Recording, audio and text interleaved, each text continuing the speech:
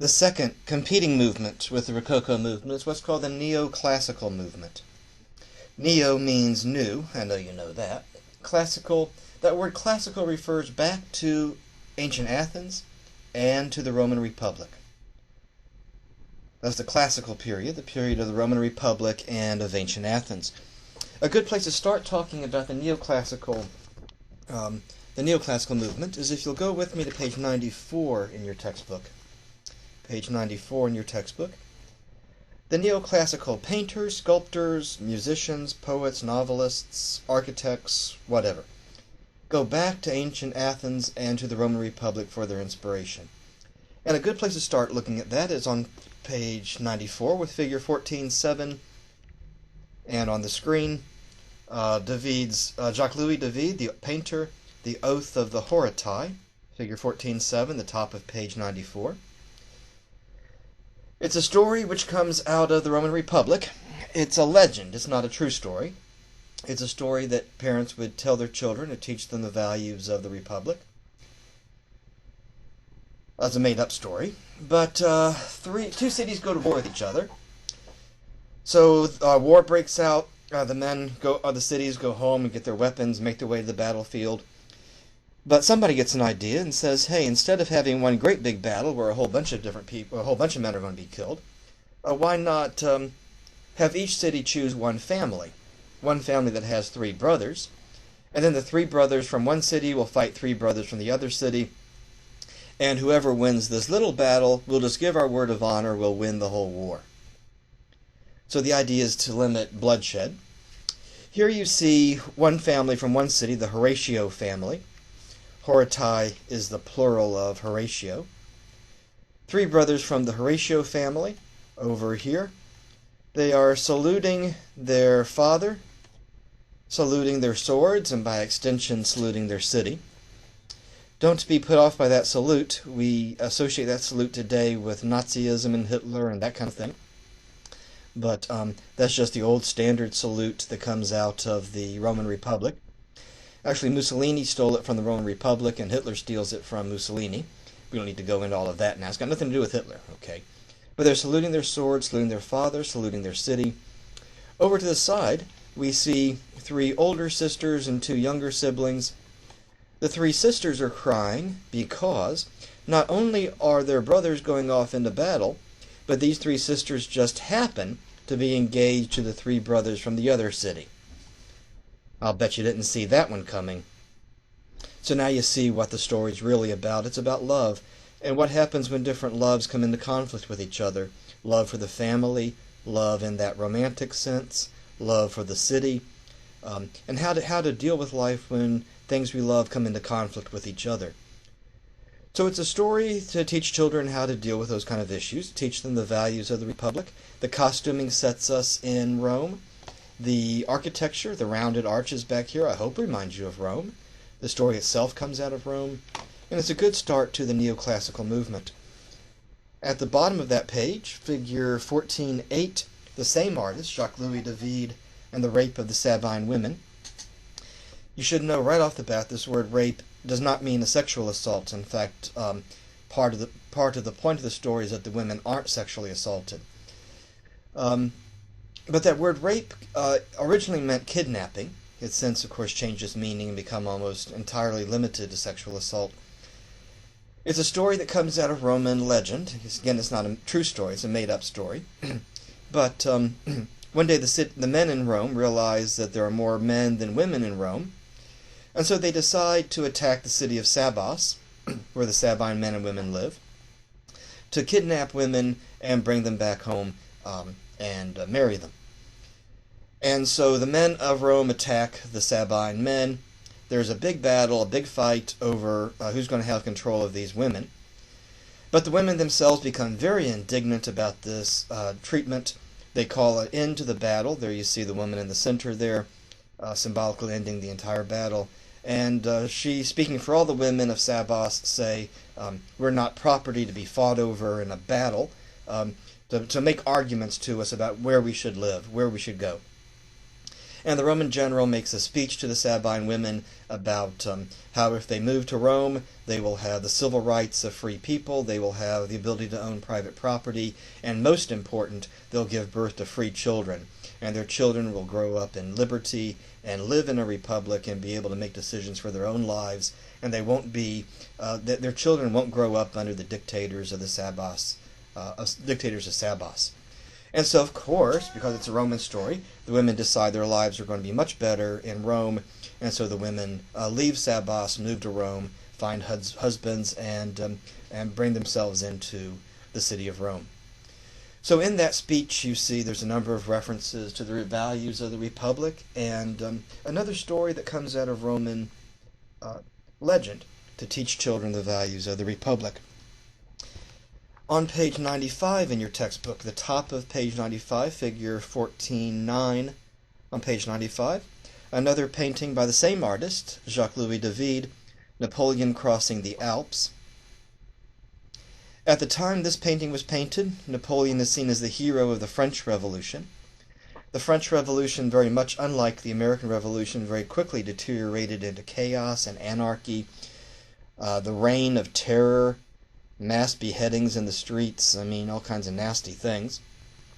Napoleon appears on the scene, he rallies the French army, he restores the morale to the people. He gathers the French army and announces that he's going to conquer all the kings and queens of Europe, so that all of Europe can live under the motto of the French Revolution, liberty, equality, and fraternity, or brotherhood. As it turns out, it's going to be a cruel joke. Napoleon certainly wants to defeat the kings and queens of Europe, but that's because he wants to be the dictator of Europe. He has no interest in Europeans living under freedom, equality, or brotherhood. It's not the last time the Europeans are going to be duped by one of these guys. But at the time, nobody knows that. Nobody understands what Napoleon is really setting out to do. And he's seen as the big hero of the French Revolution. Here he's crossing the Alps, the mountains to the north of Italy, to defeat the kings and queens of the Italian states, what will later come together and become the nation of Italy. It surprises a lot of Americans to realize the nation of Italy is about 100 years younger than the United States. But anyway, Napoleon's seen as the hero of the French Revolution, carrying the revolution into Italy, what we call Italy. The neoclassical references are down at the bottom of the painting. They're difficult to see, but here you have the name Bonaparte. That is Napoleon's last name, his family name. His name is Napoleon Bonaparte. Down here, you see the name Hannibal. Hannibal is a figure from Roman history, a real figure. Hannibal was the general of the army of the city right across the Mediterranean Sea from Rome, the city of Carthage in North Africa. Rome and Carthage go to war with each other 3 times during the time of the Roman Republic. And at one point, Hannibal is the Carthaginian general. Hannibal launches a surprise invasion of Italy from the north, crossing the Alps into the Italian peninsula, catching the Romans off guard. Hannibal becomes a hero to the Romans, even though he's their enemy, because Rome was an honor-based society, and in an honor-based society, even your enemy can become a hero if he's an honorable man, as everyone agreed Hannibal was. And parents would tell their children, you want to be like Hannibal when you grow up. He almost got us. And so Hannibal is a figure out of Roman history. Over here, on the painting, you can barely make out maybe the name Carlos Magnos. That's another form of the name Charles the Great or Charlemagne. You remember that Charlemagne crosses the Alps into Italy in the year 800, where he's crowned Holy Roman Emperor. And there's that sideways reference to Rome there. At the top of that page you're on, page 95, you also have David's Death of Socrates. You recognize the scene, I know you do. The jailer comes in, hands Socrates the poison. Socrates tells his students, don't let this stop you. You keep looking for what's truly true. You keep looking for what's really true. So here we see David going back to ancient Athens for his inspiration. At the bottom of page 95, you see the There we go. The Spanish neoclassicist Juan Antonio Ribera, and Cincinnatus abandons his plow, the bottom of page 95. This is a story out of Roman history, a time from the Roman Republic, Cincinnatus a true life figure. Cincinnatus is a farmer. He's an honorable man. Everyone in Rome respects him, trusts him. The city runs into a problem. They're invaded. Their budget is, they're running a deficit. They owe a lot of money. They've been invaded by an enemy army. And one of the laws of the Republic was that if in a time of crisis the Roman Senate could meet and elect what they called a dictator, someone who would be given complete control of the city. The Senate meets, they realize they have all these problems, and they elect Cincinnatus to be the dictator. Here we see members from the Senate coming out to meet Cincinnatus. They've brought with them up here the fasces of the city. Let me point them out to you, and I'll give you that word in just a second. The fasces of the city are back here. There you see that word fasces. The fasces are sticks that are tied together around an axe. Up here you see the axe. You see the axe is in the center. Oh, I messed that one up. Let me back up here. There we go. The axe is actually in the center of the bundle of sticks here, and then the sticks are tied together with ropes. The idea is that each stick there represents a family, and the families have bind themselves together into the city by the laws. Those laws are the ropes there that tie the families together into the city. And the fasces there represents the power of the Republic. Those fasces are held in the Senate building to represent the fact that the Senate has the authority given to them by the citizens of Rome. And here they've taken the fasces and they're presenting them to Cincinnatus, telling him that now he has complete authority in Rome as the dictator of Rome. Whatever he says is what will go, what will happen.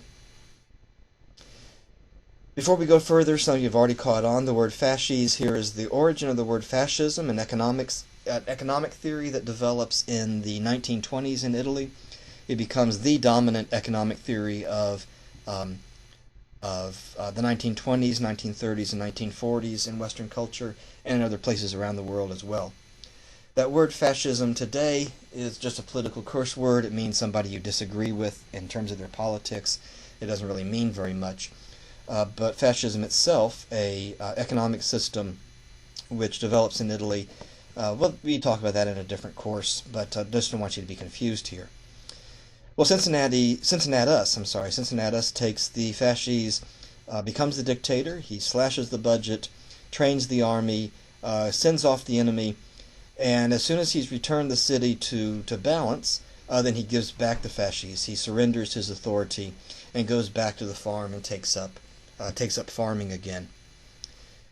Cincinnatus becomes the hero of the Roman Republic because he was given complete power, given complete dictatorial power, but he surrenders that power back to the people. He uses the power, but he doesn't use the power to gain wealth for himself or to build himself a fancy house. He's just a farmer who's given the opportunity to lead. He takes total control, leads, and then surrenders that control. And that idea of sacrificing the authority and like sacrificing the power you have, Cincinnatus becomes the hero of the French Republic. And here in the painting we see Cincinnatus being remembered and recognized by the artist Ribera. If you turn the page just once to page 96, at the top of the page, you see figure 1412, the work of an important American architect, Thomas Jefferson. When we think about Thomas Jefferson, we may not think of him first as an architect. We might think of him as all kinds of things. The author of the Declaration of Independence, the first Secretary of State of the United States, the third President of the United States, the founder of the University of Virginia, the guy on the nickel. There's all kinds of things to think about. But here we see Jefferson as an architect. And Jefferson is an important architect because in his design for the state capital of his home state, Virginia, what you see on page 96 and what you see on the screen here, Jefferson sets the model for government architecture in the United States. I hope it looks vaguely familiar to you. When you look at the photographs here, it looks like a Greek temple. You can even tell me what kind of columns those are. What kind of columns are those? You know. They're Ionic columns, you know that. It looks like a Greek temple. It looks like it slid off the Acropolis in Athens and floated across the Atlantic Ocean and ended up in Richmond, Virginia. Well, with Jefferson's design for the state capital of his home state, he sets, like I said, the model for government architecture in the United States. If you go to Washington, D.C., you'll see a lot of Greek temples and Roman buildings. You'll see a lot of neoclassical architecture. On the screen, you see the, up here, you see the Supreme Court building. Where are we? My pen's not making any... I think you can see where my cursor's moving. Anyway, it's on in your textbook figure 1414. You have the Supreme Court building. Of course, over here you recognize the White House. Over here, the United States Capitol. Down here. And of course you recognize, well, you can tell me, for example, what type of columns you see here in the Supreme Court building, what type of columns there are here on the White House. The photograph, I don't think you can see, there are Doric columns in the Capitol building. But if you go to Washington, D.C., you'll see a lot of neoclassical architecture. In your textbook, I give you the courthouse down in Inverness for Citrus County. It's intentionally modeled on the Pantheon. You may not see that at first, but if you look carefully at how the building is constructed, it's actually modeled on the Pantheon. We talked about that building when we talked about Rome. And the neoclassical style shows up in what we might think of as political sculpture in the United States. On page 97, you have, Bartoldi's Liberty Enlightening the World, the sculpture up here, what we tend to call the Statue of Liberty. Liberty here being presented as a Greek woman. Over here, the sculpture by Houdon of George Washington, figure 1415 in your textbook. You see Washington leaning against the fasces there, the symbol of power of the people. While we're still here on the theme, over here you see the statue of Abraham Lincoln in the Lincoln Memorial, French's statue. And if you look here, you see the fasces here that Lincoln is leaning on the power of the Republic. Back a minute to Washington there. Let me get rid of that ugly ink. There we go. Back up here to Washington. The fasces here with Washington is more than just coincidental. There is a story out of the American Revolution. It's called the Newburgh Conspiracy. It's not a very well-known story. It should be, but it's not a very well-known story. Right at the end of the Revolution, a group of Army officers in the American Army, the Continental Army, conspired to overthrow the Congress of the United States and institute Washington as King of the United States. For a number of different reasons, the Congress is a mess, is having trouble paying the officers in the Army, and so a group of officers put together a conspiracy to name Washington as dictator, as King of the United States. Washington finds out about it. He crushes that revolt, not harshly, but very graciously. And those officers who stood with Washington and refused to accept dictatorial power over the United States, after the war, organized themselves into the Society of the Cincinnati. That's where the name Cincinnati, Ohio comes from, because they had every opportunity to seize complete power, but instead surrendered it back to, in this case, the Continental Congress of the United States. And the Order of the Cincinnati is still around. It's an hereditary order, passing membership in that society down through children of those officers who stood with Washington against those officers who tried to turn the United States into a dictatorship. You'll see the fasces around in government architecture. On the screen you see a photograph of the House of Representatives. Of course you see the fasces there on the wall there as a symbol of a republic where the citizens bind themselves together into the country in this case, by the laws, those straps that tie the individual together into a unit.